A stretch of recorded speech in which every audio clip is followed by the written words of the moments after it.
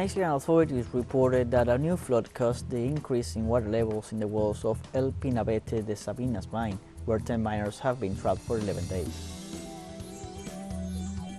In Ecuador, in a new act of violence, 3 people were murdered in Guayaquil despite the state of emergency decreed in the city. Kenya's Electoral Commission announced the results of Tuesday's presidential election, calling the victory for Deputy President William Ruto.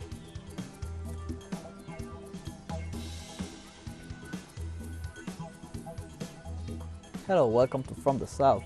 I'm Luis Alberto Matos from the teleSUR studios in Havana, Cuba. We begin with news. Mexican authorities reported that a new flood caused the increase in water levels in the wells of the El Pinabete de Sabinas mine in the northern state of Coahuila, where 10 miners have been trapped for 11 days. The tense situation began on August 3rd when workers reportedly were excavating one shaft and ran into an adjoining shaft that was full of water, which caused a flood and trapped the miners. Authorities said the unified command of the Interinstitutional Rescue Team reported there was a sudden increase in water levels, making it difficult for rescue works to move forward. They also confirmed that engineers are working on a new strategy to extract water from the site. Meanwhile, relatives of the miners who remain trapped demanded the government to ask foreign rescue teams for help to speed up the operation and save their loved ones.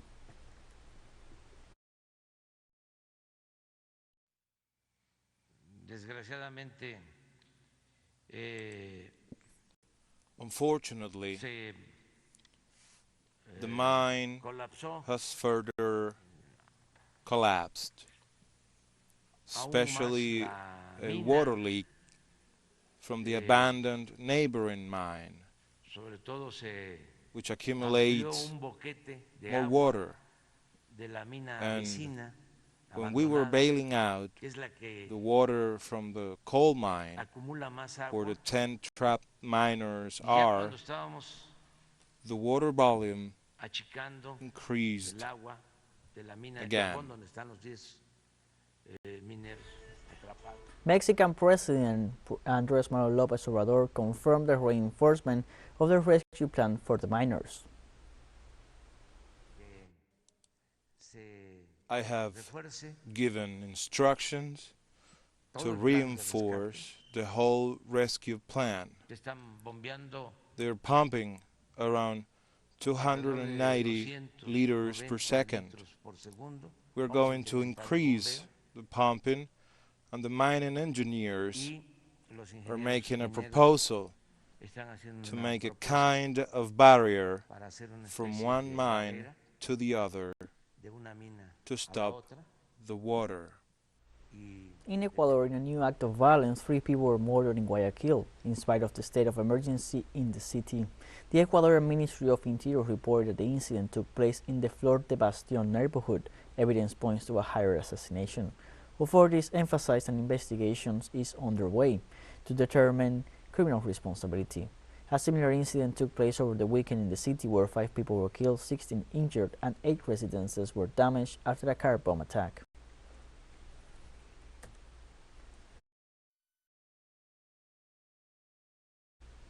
In Venezuela, this Monday there was a huge fire at the warehouses of the Venezuelan Institute of Social Security located in the Antimano parish of Caracas, the capital. According to the authorities, the fire started early in the morning and consumed a large part of the entity's warehouse, but it was quickly controlled by the fire department of the capital district.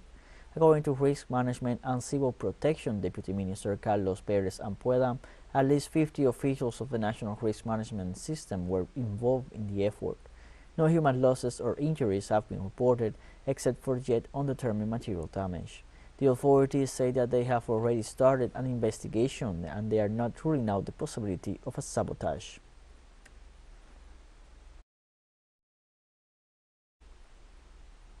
Cuban President Miguel Díaz-Canel highlighted the instance of solidarity offered by Mexico and Venezuela during the actions to extinguish the fire at a supertanker base in Matanzas.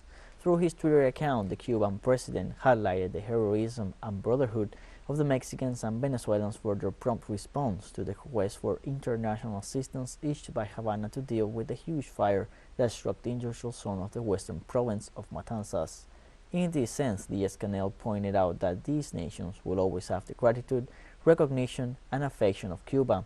As tokens of appreciation, the members of these cooperating delegations received this past Sunday a replica of the machete of Cuban Independence War Major General Antonio Maceo Grajales.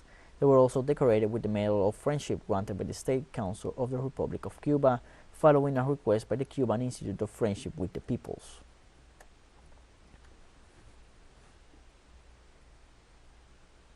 Haitian human rights organizations say that hunger and violence are paralyzing the country's recovery 1 year after the earthquake that killed more than 2,000 people. The people of Haiti are still suffering the consequences of the terrible 7.2 magnitude earthquake that took the lives of more than 2,200 people, and it left more than 800,000 people affected in the southwestern part of the country on August 14, 2021. 12 months later, criminal gangs have taken over the outskirts of the capital, Port-au-Prince, while the country is suffering from 26% inflation, making it difficult for families to buy food and other essential items. Organizations such as Save the Children denounced that hunger is becoming the norm for children, and they recalled that 340,000 minors were affected by the earthquake.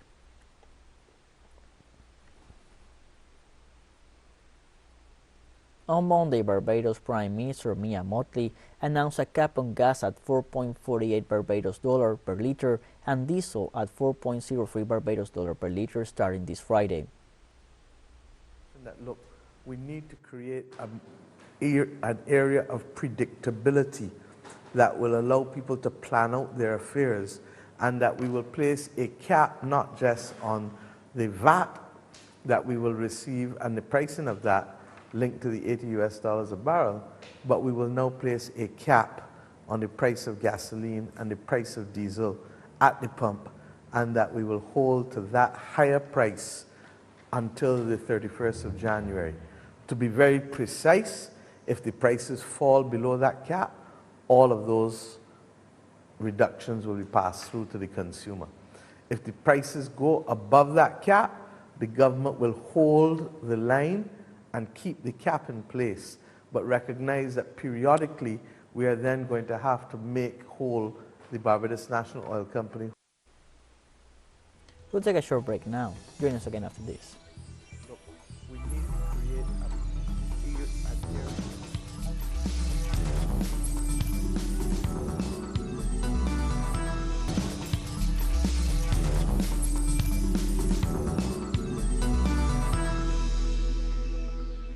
Welcome back to From the South. The Russian government welcomes the strengthening of relations with Latin America, Asian and African countries within the framework of the Army 2022 Forum. Russian Deputy Defense Minister Alexander Fomin said Moscow appreciates the alliance relations established with Venezuela after his talks with Venezuelan Deputy Defense Education Minister Ricardo Nicodemo Ramos. Fomin also thanked the Caribbean nation for its participation in the forum and the International Military Games. During his participation in the forum, Russian President Vladimir Putin assured that his country values the historically solid and friendly ties with Latin American, African and Asian countries.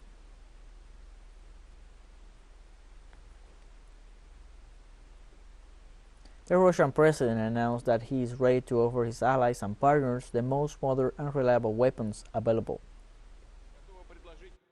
We are ready to offer our allies and partners the most modern type of weapons, from small weapons to armored vehicles and artillery, combat aircraft, and unmanned aerial vehicles. They are valued by military professionals around the world for their reliability, quality, and most importantly, high efficiency. Almost all of them have been used in real combat operations more than once.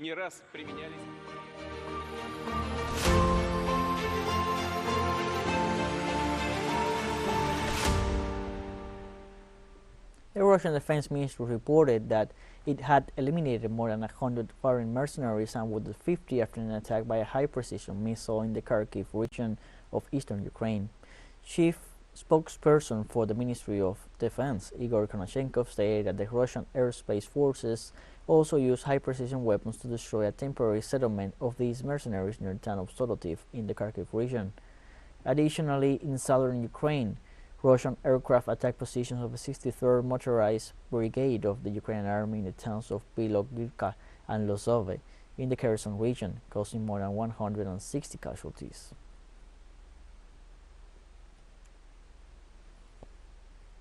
The death toll in a fireworks storage explosion in Armenia's capital has risen to 6 as rescuers come through wreckage hunting for victims. The powerful blast tore through the depot at a popular market, setting off a massive fire that sent columns of thick smoke over the center of Yerevan. Officials initially stated 2 people were killed, but the death toll has kept climbing as rescuers continue amid slabs of concrete and twisted metal. Another 18 people remain missing and at least 61 were injured. The market is popular for its low prices and variety of goods. There was no immediate word on what caused the fireworks to ignite, but officials rule out a terror attack.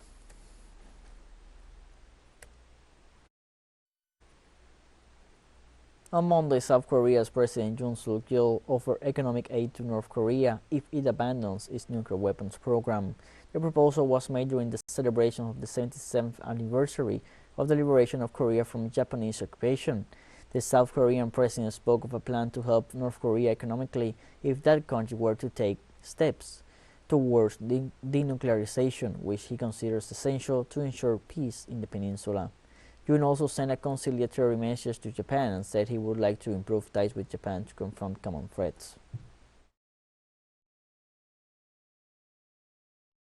The bold initiative I envision will significantly improve North Korea's economic situation and the livelihood of its people gradually. That if the North were to stop developing its nuclear program and were to embark on a genuine process of denuclearization. Meanwhile, North Koreans left flowers next to giant statues of Kim Il-sung and Kim Jong-il on National Liberation Day, commemorating the victory over Japan in World War II and the end of 35 years of Japanese rule in Korea.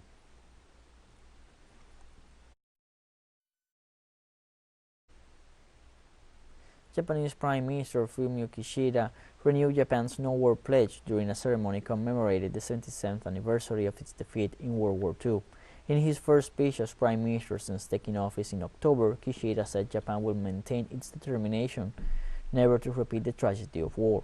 Kishida focused largely on the damage Japan suffered at home, the U.S. atomic bombings of Hiroshima and Nagasaki, the massive firebombings throughout Japan, and the bloody ground battle in Okinawa.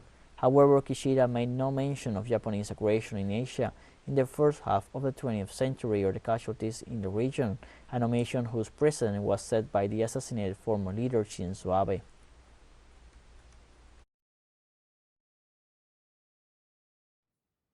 We are still in a world of constant conflict. Under the banner of active pacifism, I will devote all my efforts to various problems facing the world by working with the international society. And we have more news coming up after a final short break, so don't go away.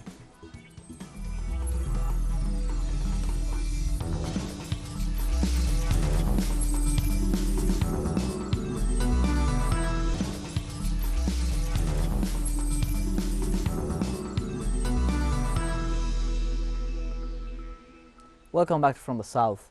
On Monday, Kenya's Electoral Commission announced the results of Tuesday's presidential election, calling the victory for Deputy President William Ruto.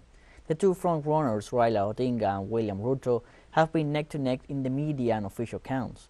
The final outcome gives Raila Odinga 48% of the votes, while William Ruto gathered 50.4% of the tallies. No election has passed unchallenged in Kenya in the last 2 decades, so authorities and the observation missions fear violence between rival factions. Rival police were deployed overnight inside the Commission's heavily guarded tallying center in the Kenyan capital, Nairobi, after political party agents disrupted the process, hurling rigging allegations at each other.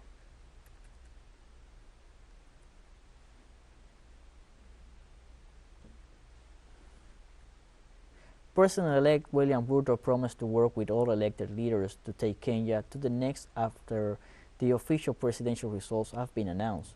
Ruto becomes the 5th president of Kenya and the first member of the Kalenjin ethnic group to be elected head of state in 20 years, succeeding 2 presidents from the Kikuyu community. I want to promise that I will work with all elected leaders and all leaders in Kenya so that we can fashion a country that leaves nobody behind. I want to commit to the people of Kenya that I will build on the foundation that President Kenyatta and I put together and take this country to the next level. I want to promise all the people of Kenya, whichever way they voted, that this will be their government.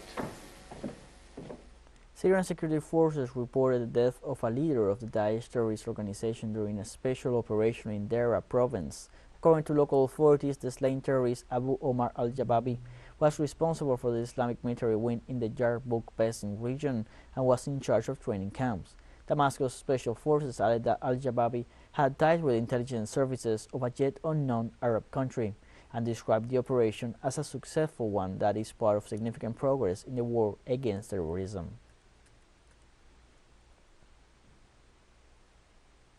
In this context, the Syrian government denounced airstrikes by Israel in the coastal city of Kalamoun and south of Tartus, attacks that were largely repelled. The Syrian Ministry of Defense stressed that during the aggression, at least 3 soldiers were killed and 3 others wounded. At the same time, different local media reported that due to the fall of the missiles, fires broke out in agricultural areas that were quickly extinguished by the fire department. This aggression is registered as the 19th during 2022 by Israel against the Syrian territory.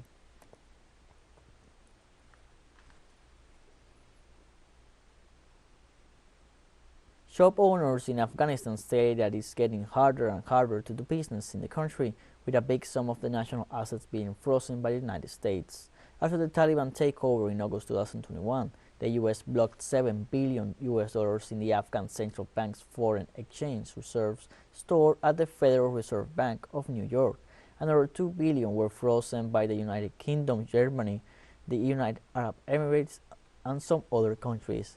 As the people have been struggling, the U.S. has somehow been planning to use half of the foreign assets as compensation for victims of the September 11th attack.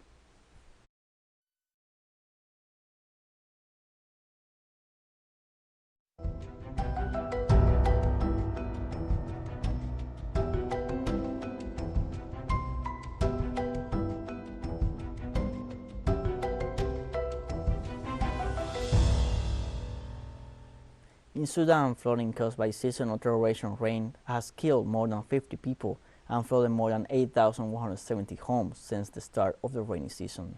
Flood-type rains have affected 16 government facilities and some 40 stores and damaged at least 540 fedans, meaning acres, of agricultural land across the country, said Abdul Jalil Abdul Rahim, spokesman for Sudan's National Civil Defense Council. North Kordofan province has reported 19 fatalities, followed by River Nile province, which reported 7 deaths. The UN Office for the Coordination of Humanitarian Affairs said an estimated 38,000 people have been affected by heavy rains across the country. Sudan's rainy season usually starts in June and lasts until September, with floods peaking in August and September.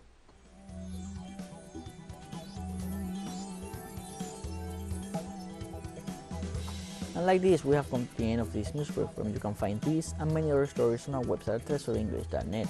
You can also join us on social media: Facebook, Twitter, Instagram, and Telegram.